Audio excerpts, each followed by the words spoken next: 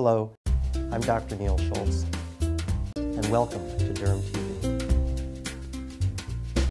The filler Sculptura is in the news again, not because it's new, but because it's been just recently FDA approved for cosmetic reasons, and particularly as a filler along the nasolabial lines and the marionette lines below the corners of the mouth.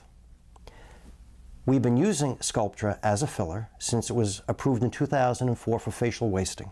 And facial wasting means large loss of fat in the face, which usually happens either in people who are malnourished and particularly in patients who suffered from HIV. And as a result, their cheeks got sunken all the way in, looking a little bit like this.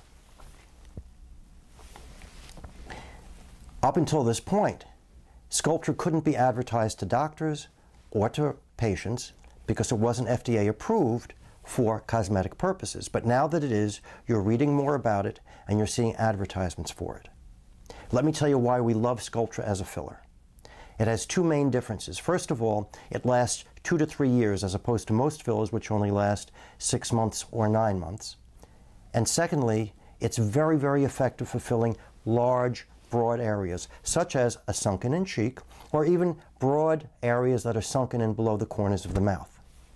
It takes 2 or 3 treatments, but the effects do last. They build gradually, and they do last for 2 to 3 years. A lot of patients love the fact that they don't see instant results, but rather that it builds gradually because it's a more natural correction.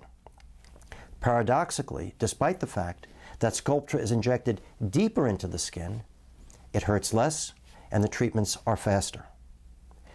Besides using it to fill broad areas in the face, you can also use Sculptura for broad areas like on the back of the hand, where again as the result of the loss of fat, you can now see veins and tendons and the skin looks very wrinkled. Consumers love the results they get with Sculptura because they're long-lasting and they look very natural. And now that it's been FDA approved for cosmetic purposes, while its efficacy isn't going to change, it's just going to make it a lot less confusing for consumers to be able to have the benefits of this really, really good filler. Please join me again at DermTV.com. If you have a question, please send it to me by visiting DermTV.com/question. I'm Dr. Neil Schultz, and thank you for watching today.